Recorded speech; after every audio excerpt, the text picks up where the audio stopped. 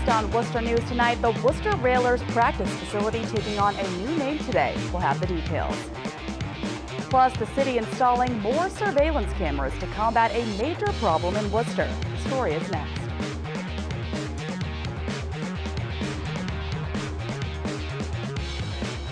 Thanks for joining us tonight. I'm Catherine Andrioli. The Worcester Ice Center is in its final phases of construction, and in just a couple weeks, the Worcester Railers practice facility will be ready to open. Today, the facility announced a new naming sponsor. Cam Jandro has the details. Progress at the Worcester Ice Center continues to chug along Tuesday as they announce an agreement on the building's naming rights. The facility will now be known as the Fidelity Bank Worcester Ice Center.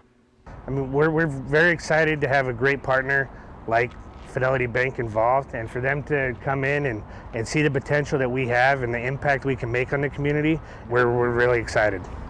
The partnership runs through 2027 and will be home to 3 rinks, retail shops, and recreational spaces.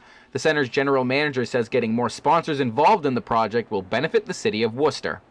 And now we bring in more corporate sponsors like Fidelity Bank, and it just gets to add to what we get to bring to the community here. Not just on a hockey level, but in a revival and bringing the city back to what it can be. Now, the new Fidelity Bank Worcester Ice Center gets its name almost a month before it's set to open here in September in the Canal District. Members of the Railers organization say they're excited to finally have a name on the project. With Fidelity Bank, hopping on board with the Worcester Ice Center, it's just another, feather in our cap that, we're for real. And like I said, hockey is coming. October 14th, we'll be here before you know it. We got a gorgeous day here today, but it'll be hockey weather pretty soon. Cam Jandro, Worcester News Tonight. August is Tree Check Month, and the U.S. Department of Agriculture is asking the public's help to stop the invasive Asian longhorned beetle, which has caused thousands of trees to be cut down here in Worcester. Worcester's Burncoat area was one of the hardest hit neighborhoods by the Asian longhorned beetle. Trees were cut down to prevent the beetles from laying eggs and spreading. The insects drill small holes into the trunks of trees. Some trees were replanted on this street, but other areas are still without them.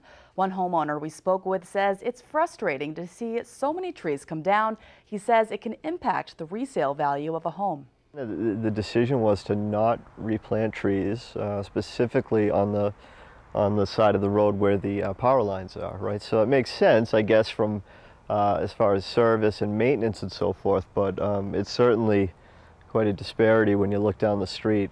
Disappointing, and we've appealed to the city council and stuff about various tax accommodations and so forth due to that change, but we've had very little reception. More than 30,000 trees have been cut down in Worcester. The city is part of a 110 square mile quarantine zone. According to the USDA, they removed the trees to keep beetles from spreading to nearby trees. Today is National Night Out. It's a nationwide day where police departments host events for the community to bridge law enforcement and families. Today, Worcester's police department held a family-friendly event in downtown Worcester. Our Chandler Walsh was there and has more on Worcester's National Night Out. Chandler? Catherine, National Night Out has its beginnings in 1984. The National Association of Town Watch began similar events until it evolved into what it is today. Worcester kids take a plunge for National Night Out. The event is celebrated every year in the beginning of August to foster relationships between police and the people they serve. Local officers and city officials gathered for the event Tuesday. It's everyone coming out, celebrating together. The message that we're all in this together. The neighborhoods are ours. They're not the criminals. Perfecta Torres has been coming to the event since her children were born. She says she introduces them to officers so they don't get a negative view of them from their peers. I want her and him to know that they're here to protect and serve, and we also have to do our part. Hundreds are attending National Night Out in locations across Central Mass, including Grafton, UMass Memorial Medical Center campus, as well as here at the YMCA's Fuller Family Park. Sheriff Louis Evangelitis says it's important for residents to get to know their local law enforcement. This is a positive experience to bring people together, to show them that law enforcement and our community are working together for public safety and to make lives better. Worcester's mounted unit also made an appearance. Sergeant Jim Guitar says they break down barriers and allow for more interaction with officers. The horses just bring out the best in people. So it's very rewarding. We get to see people smiling, happy.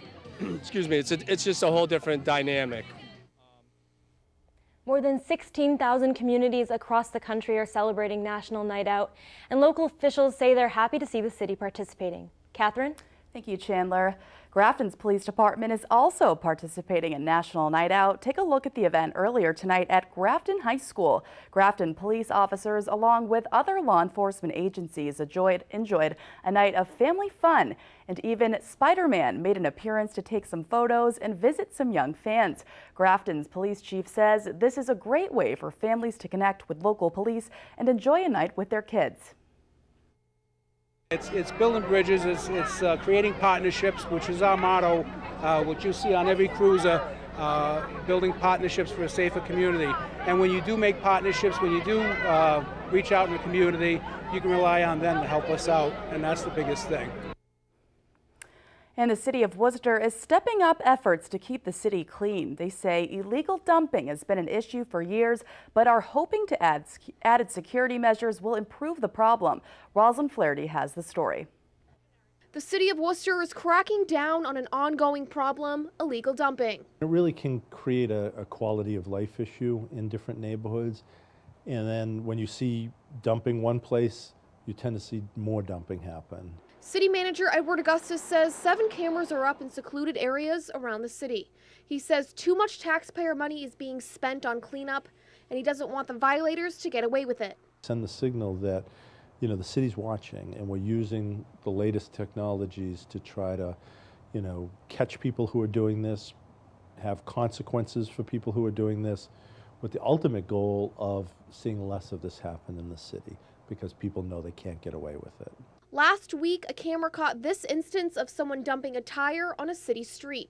Augustus says there could be a fine between $50 and $2,000 if someone is caught.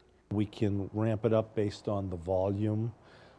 So we might not do $2,000 if it's a mattress. If it's a smaller item but you keep doing it, we can incrementally increase the fines till you get the message and stop that behavior. Dropping off items at a drop-off center can vary in price. According to the city, a refrigerator is $12, a computer monitor $5, and a car tire with or without a rim is $3. Residents say they are sick of seeing the dumping and are hoping the cameras will stop the behavior. Using the cameras for that reason, to catch people trashing my city, I don't have an issue with that. People just throw stuff on the ground.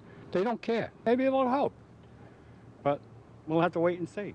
Rosalind Flaherty, Worcester News Tonight. And the city manager says they are going to continue placing surveillance cameras until they feel the problem has improved. Augustus reminds residents that placing a couch outside your home with a free sign can result in a fine. Turning now, a Massachusetts man is headed to prison for assaulting the siblings and mother of 5-year-old Jeremiah Oliver. Today in Worcester, Alberto Sierra pleaded guilty to child abuse charges. He was sentenced to 6 to 7 years in prison. Prosecutors say Sierra assaulted Jeremiah Oliver's mother, Elsa, and 2 of his young siblings in 2013. Also today, prosecutors dropped several charges he was facing involving Jeremiah Oliver. The boy was missing for months when his body was found in a suitcase in Sterling in 2014. His death was ruled a homicide. No one has been charged in his death, but the investigation is ongoing. Elsa Oliver is awaiting trial on charges related to alleged abuse of her children. Now to Webster, a local family-owned pet store sign will be reinstalled. Last week, we learned PT's Pet Supplies sign was taken down while the owner was on vacation. It was replaced by a sign put up by the new Cornerstone Bank next door. However, the property owner says the sign swap was simply a miscommunication and the old sign will be reinstalled. And in Worcester, city firefighters are receiving training to help deal with the nationwide opioid epidemic. While they've received tactical training in the past, this course is meant to help first responders better understand the struggle of addiction. Our Brittany Schaefer was at today's training and has more. I'd be assaulted in a vehicle and I'd get out and need to get drugs to forget about what just happened to me. Putting a human face to the opioid epidemic. It's the latest way the city's Department of Health and Human Services is educating first responders. They get to see the people who are overdosed, but look, that same person was Nikki, And so Nikki made it, and that's what can happen to every single person. Dozens of firefighters participated in a series of trainings Tuesday. The Commissioner of Health and Human Services says the goal is to educate and show how addiction can impact anyone. Having that person that will actually have some compassion and be able to say to you, hey, how you doing? How are things? Listen, I'm sorry this is happening to you. How can we help you? What can we do for you?